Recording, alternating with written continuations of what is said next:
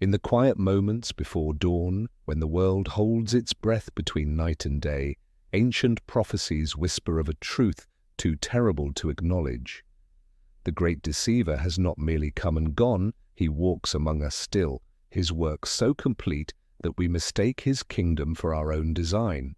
For 2 millennia, humanity has scanned the horizon, searching for the beast with 10 horns, the false prophet with miraculous powers, the tyrant who would demand worship and brand his followers with the mark of damnation.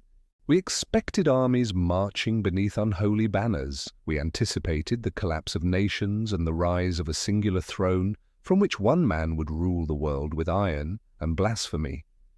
We were looking in the wrong direction entirely. The Antichrist arrived not as a conqueror, but as progress itself. He came not with the roar of battle, but with the gentle hum of innovation. His kingdom was not built upon the ruins of the old world, but woven so seamlessly into its fabric that we welcomed each thread as salvation from our own mortality and limitation.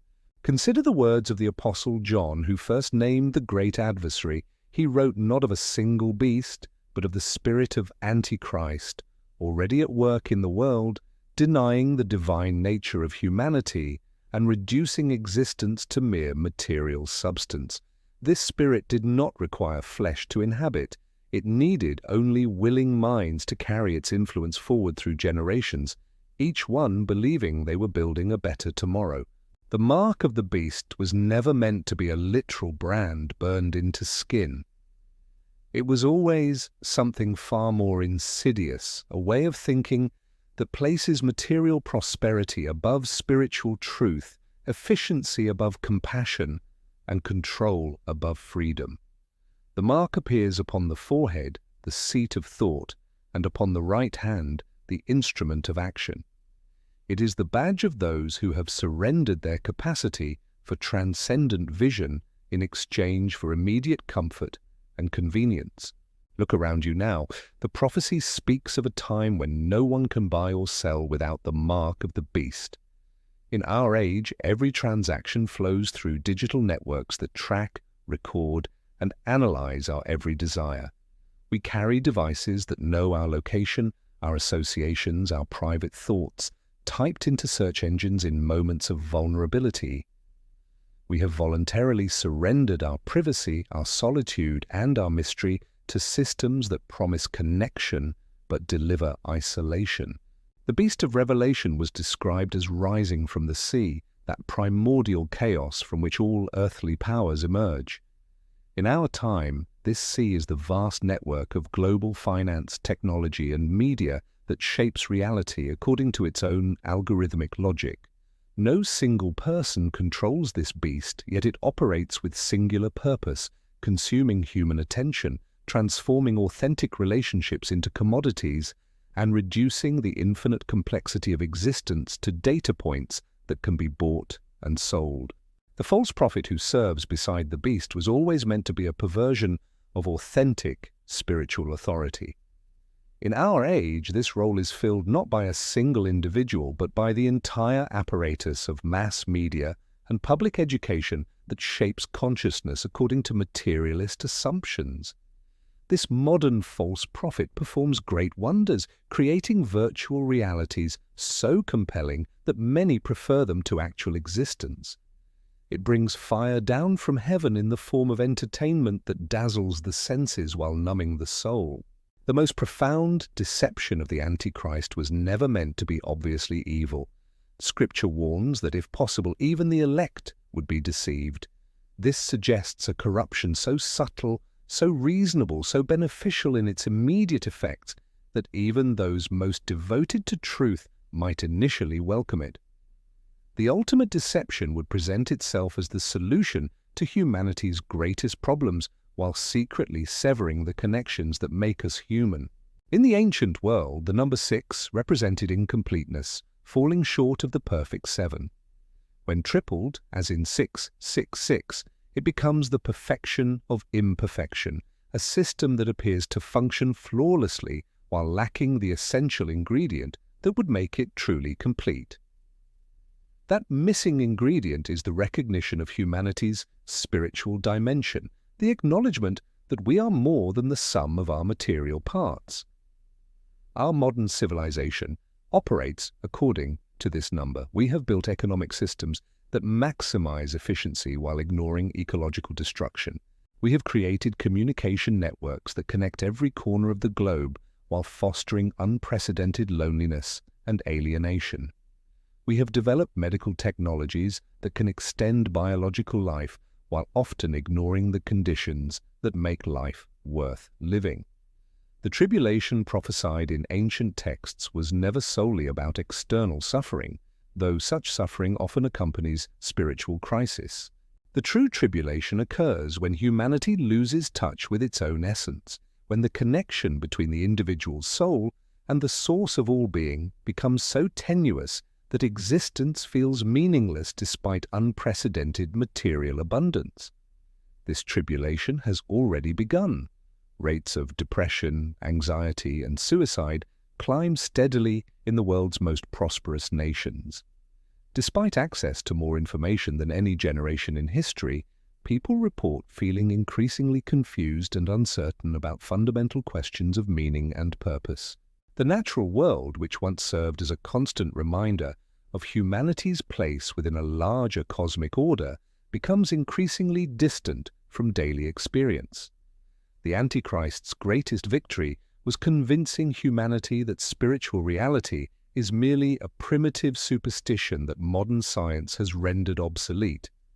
By reducing consciousness to brain chemistry, love to evolutionary adaptation, and beauty to subjective preference, this influence has effectively severed the connections that once allowed human beings to experience their lives as part of a meaningful cosmic drama. Yet even as this great deception reached its zenith, cracks began to appear in its foundation. Quantum physics revealed that the material world is far stranger and more mysterious than classical science assumed. Psychology discovered that human consciousness contains depths that cannot be mapped or measured.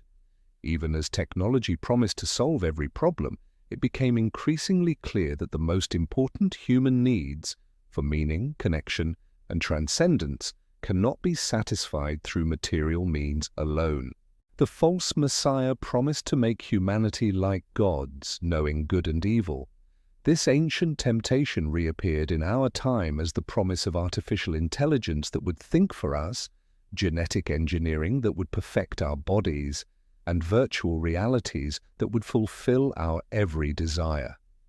Each advance in these technologies was presented as liberation from human limitation, yet each also represented a step away from the struggles and uncertainties that forge authentic character and wisdom. The dragon of Revelation, that ancient serpent who grants power to both beast and false prophet, has always represented the fundamental lie that existence is meaningless chaos, that consciousness is merely an accident of material forces, and that death is the final word on every human story. This dragon did not need to appear in visible form. It needed only to whisper its assumptions into the foundations of modern thought, allowing each generation to build more elaborate structures upon fundamentally nihilistic premises. The three frogs that emerge from the mouths of dragon, beast, and false prophet in John's vision represent the three fundamental deceptions that prepare the way for the final conflict. The first frog is materialism, the belief that physical reality is all that exists. The second is individualism, the notion that each person exists in isolation, connected to others only through temporary contracts and mutual benefit. The third is progressivism, the faith that human ingenuity can eventually solve all problems and eliminate all suffering through technological advancement. These three deceptions work together to create a worldview that seems rational and benevolent while systematically undermining the foundations of human flourishing. A purely materialist understanding of existence removes any basis for meaning or moral obligation beyond personal preference.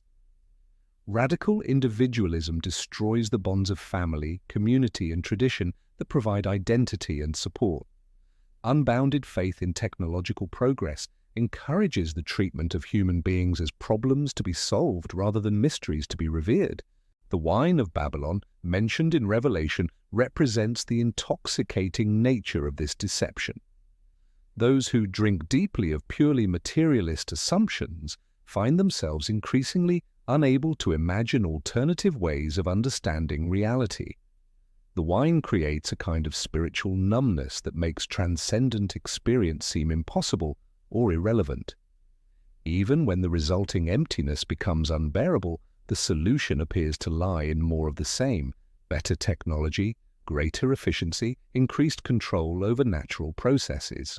The scarlet woman who rides the beast represents the seductive appeal of this systematic deception. She is clothed in purple and scarlet, the colors of earthly power and wealth, adorned with gold and precious stones that catch the light and dazzle the eye. Her cup contains abominations, the spiritual poisons that kill the soul, while appearing to offer life and pleasure. She is called the mother of harlots because she generates countless subsidiary deceptions, each one promising satisfaction while delivering only greater emptiness. This feminine figure appears throughout human history whenever civilizations begin to worship their own creations rather than acknowledging their dependence upon transcendent reality. She appeared in ancient Babylon as the goddess Ishtar, promising fertility and abundance to those who sacrificed their children to material prosperity. She emerged in classical antiquity as the Roman cult of success and empire that reduced human relationships to transactions of power and advantage. In our time, she appears as the cult of consumption that promises happiness through the acquisition of material goods, experiences, and social status. Her temples are shopping centers and entertainment complexes. Her priests are advertisers and influencers who craft messages designed to create dissatisfaction with present circumstances and desire for products that promise but cannot deliver genuine fulfillment. The mark of the beast becomes visible when this spiritual corruption reaches its full expression. It appears first as a way of thinking that reduces every question to considerations of efficiency, profit, and control. Those who bear this mark upon their foreheads literally cannot conceive of alternatives to materialist assumptions. Their thoughts automatically translate every situation into problems that can be solved through better technology, more sophisticated analysis, or increased resources. The mark upon the right hand represents the translation of this mindset into action. Those who bear it instinctively reach for technological solutions to spiritual problems, attempt to optimize natural processes that were never meant to be efficient, and treat other human beings as resources to be managed rather than persons to be honored. Their hands cannot help but reshape the world according to mechanical principles that ignore the organic wisdom embedded in traditional patterns of life. The number of the beast, when properly understood, reveals the ultimate limitation of any purely human system. 6 represents human effort without divine inspiration, human wisdom without transcendent guidance, human power without supernatural restraint. Tripled, it becomes the perfect expression of humanity attempting to create meaning and order through its own efforts alone. This number is not evil in itself any more than human intelligence or creativity is evil. It becomes destructive only when it claims autonomy from the source of its own existence, when it attempts to establish its own foundation rather than acknowledging its dependence upon mystery that exceeds its comprehension. The great city of Babylon described in Revelation represents the culmination of this autonomous human project. It is a place of incredible wealth and sophistication, where merchants have become princes and every desire can be satisfied through commerce. Yet it is also a place of profound spiritual emptiness, where authentic human relationships have been replaced by transactions, where beauty serves only to stimulate consumption, and where the cries of the oppressed are drowned out by the music of endless entertainment. This city exists not as a physical location, but as a way of organizing human society according to purely materialist principles. Its citizens may live in many different countries and speak many different languages, but they share a common allegiance to the assumption that reality consists of nothing but matter in motion, that human beings are nothing but sophisticated animals, and that happiness can be achieved through the manipulation of external circumstances. The fall of Babylon, prophesied throughout Scripture, does not require external intervention. It carries the seeds of its own destruction in its fundamental assumptions. A civilization built upon the denial of spiritual reality cannot indefinitely postpone the consequences of that denial. Eventually, the emptiness at its core becomes so obvious that even its most devoted adherents begin to question its premises. This questioning has already begun. Despite unprecedented material prosperity, rates of depression and anxiety continue to climb in developed nations. Despite constant connectivity, people report increasing loneliness and alienation. Despite access to infinite entertainment, boredom and restlessness have become epidemic. Despite medical advances that extend biological life, many question whether existence under these conditions is truly worth preserving. The two witnesses of Revelation represent the eternal human capacities that cannot be permanently suppressed by materialist assumptions. The first witness is the innate recognition that existence has meaning beyond material utility, that beauty points toward truth, and that love transcends evolutionary explanation. The second witness is the direct experience of transcendent reality that can break through even the most sophisticated systems of spiritual suppression. These witnesses appear to be killed when materialist assumptions become so dominant that experiences of meaning and transcendence are dismissed as illusions or explained away as merely subjective phenomena. Yet after 3.5 days, representing a limited period of spiritual drought, they rise again with renewed power because the human heart cannot permanently deny its own deepest intuitions about the nature of reality. The harvest at the end of the age represents the natural consequence of choices made throughout history. Those who have maintained connection to transcendent reality, despite the pressures of materialist culture, discover that their apparent disadvantage was actually preparation for a new kind of existence. Those who have fully embraced purely materialist assumptions find that their apparent success has left them unprepared for realities that exceed material categories. This harvest is not arbitrary punishment imposed by an external authority. It is the organic result of different approaches to fundamental questions about the nature of existence. Seeds planted in spiritual soil produce spiritual fruit. Seeds planted in purely material soil produce only material fruit, which ultimately proves insufficient to nourish the human soul. The lake of fire represents the ultimate consequence of the systematic denial of spiritual reality.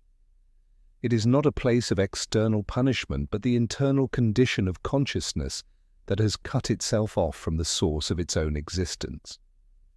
Having convinced itself that only material reality exists, such consciousness finds itself trapped within the limitations of material existence, unable to access the transcendent dimensions that give life meaning and joy. The new heaven and new earth that emerge after the judgment represent humanity's rediscovery of its true nature and proper relationship to transcendent reality. This is not a different physical location, but a transformed way of experiencing existence, in which material and spiritual realities are recognized as complementary aspects of a unified cosmic order.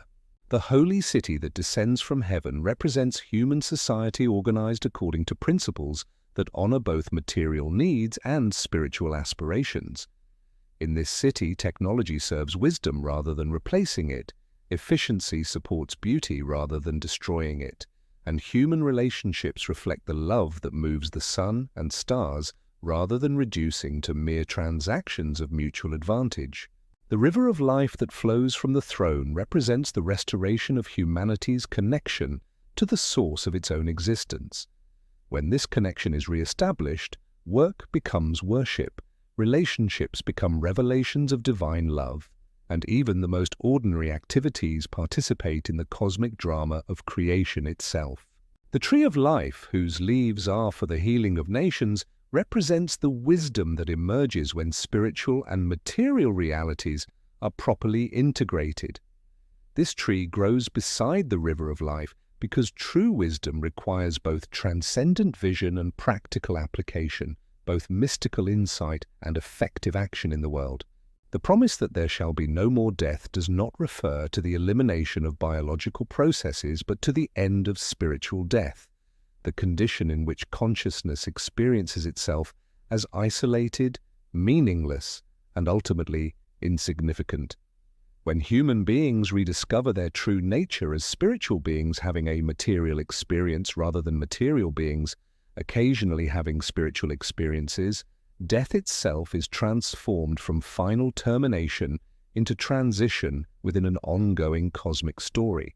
The Antichrist has indeed already appeared, not as a single individual but as a way of thinking that has gradually permeated human consciousness over the past several centuries. This way of thinking promised to liberate humanity from superstition and limitation while actually severing the connections that make life meaningful and joyful. Yet even now, as this great deception reaches its apparent triumph, its foundations are cracking.